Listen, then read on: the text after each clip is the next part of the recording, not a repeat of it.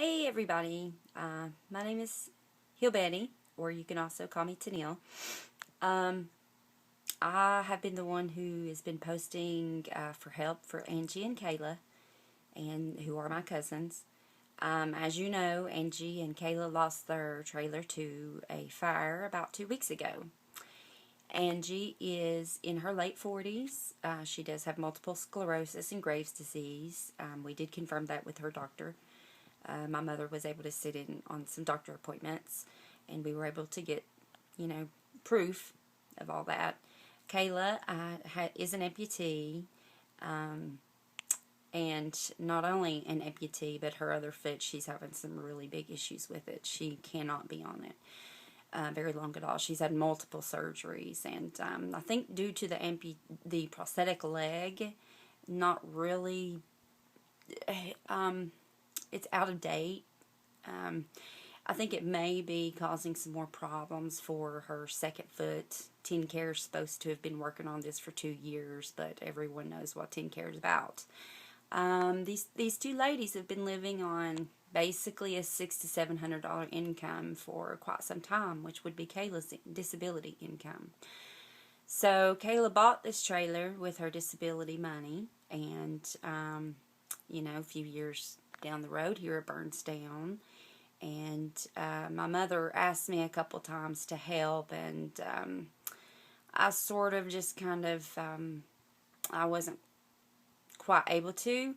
But when Mom told me they had just a couple days before they were kicked out of the motel, and she was getting nowhere with anyone who would take them in, and they would be out on the streets, that's when I started. That is when I got on the phones with churches, organizations, charity organizations, and I literally spoke on the phone for a good 7 to 8 hours straight, so long that I lost my voice. And not one person would take these women in. There were two places that could, but due to Kayla's disabled leg and other foot, they refused to. So these ladies were going to be left out on the street. And so I posted on Facebook my disgust in our community. Obviously, just one of me and my mom trying to help them get documents and things like that ready. I didn't get to call like every single organization or every single church out there. But trust me, I had 6 pages front and back of information, and I nonstop called all day. Even the next day when we were trying to find them a place to stay. Just horrible. Kingsport, I'm really disgusted. Let's see here. So, after posting on Facebook, we finally got the stranger who kindly spent out we're talking about several $100s for 2 weeks for them a nice room to stay. As well as to start them off with food, and we had some others who stepped in to help as well with some items and food, and monetary donations to at least provide the money that was not, the money that was needed, I guess you could say.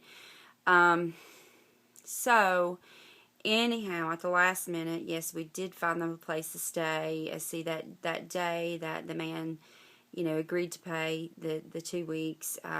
We went, my mom and the two ladies personally went from hotel to hotel to hotel to hotel while I was calling other hotels.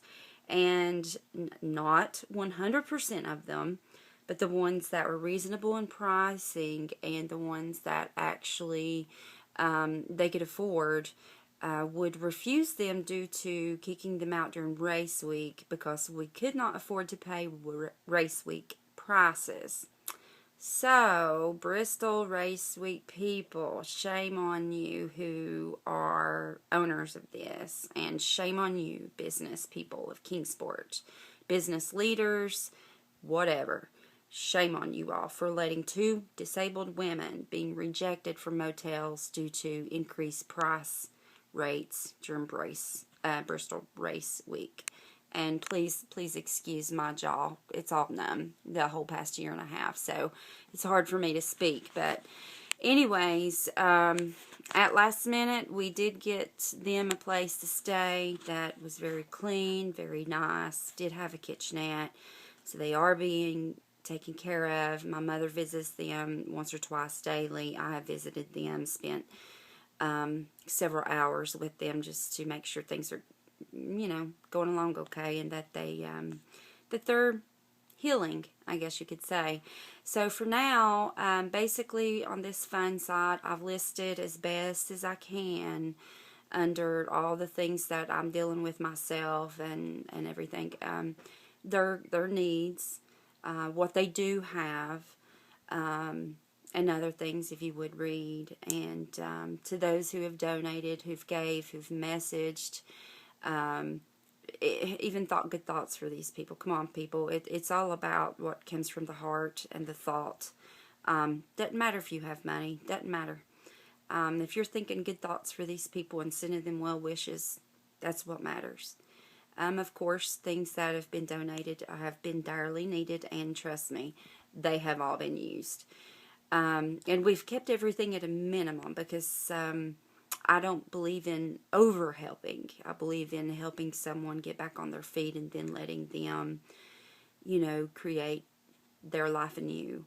And these two women have the ability to do so once we get them in their apartment and everything. So, I'm not sure. There was a lot of organizations out there that I didn't call. I do see a dire need in Kingsport that there should be one place that people could call that would connect to all these other organizations for more information, because literally when I called churches and organizations, when I asked for more sources, for more resources, I was just given a I do not know answer. And churches, the least thing I expect, I didn't expect anything, but the least thing that I would have thought a church to do would be to say, hey, what is their name? And we will put them on a prayer list. Not one church offered to even pray for these people. I don't even want to comment on that, but anyhow, I've done a lot of charity, well, not a lot, but quite a few charity things on my own in the past that most of you know about. Many of you have helped with. If it wasn't for all of you Facebook friends, none of these people could have been helped. We went through my uncle who lost his leg with the motorcycle accident. Manny stepped forward to help there. Danita, who lost her husband, and she had no way to pay for the funeral bill. Many of you stepped up there. We also had Susan, our classmate, who spent 1 year alone, dying from cancer in an old folks' home, whose family would not allow people to see her. And anyways, you all helped surround her with many arrangements of flowers, and for 3 days straight, and then she passed on that Sunday. So that was pretty awesome. And then Alvin Monroe. A lot of people came together. So. But anyways, I do a lot of these things because I don't know. Because my heart tells me to, I guess you could say. And there's a lot of help that Kingsport needs some restructuring or something. I don't know.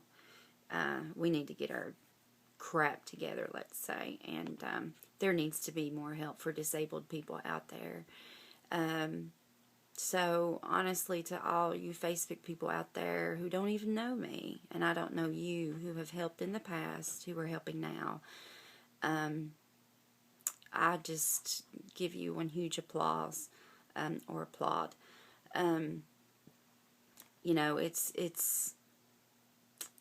It's a miraculous thing to witness, because I get to see the bigger picture where other people don't.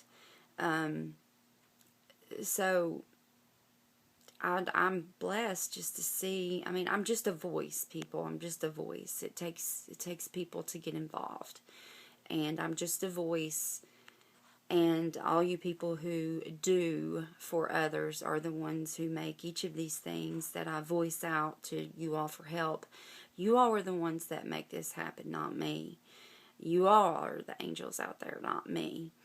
But anyways, I hope to post more videos in the future on my own Facebook page. But with Angie and Kayla, please know that everything is done in complete honesty. I will not involve myself in any type of charity, fundraiser, or helping another person out unless I specifically get into the situation, know the situation, the specifics, and I have to be completely honest about it. And of course, like I said, I keep accurate paper trails because there's always some slander or negative Nancy's out there in these type things. But just a thank you for helping these ladies. If you can, no matter what it is, I don't care if it's a $10 gift card to Walmart. I mean, doesn't matter. You know, contact my mom. The information's on the fund side. You can contact me. My email is on there. Or, you know, by Heal Betty on Facebook as well. Or my sister, Arisha McCoy. And my mom's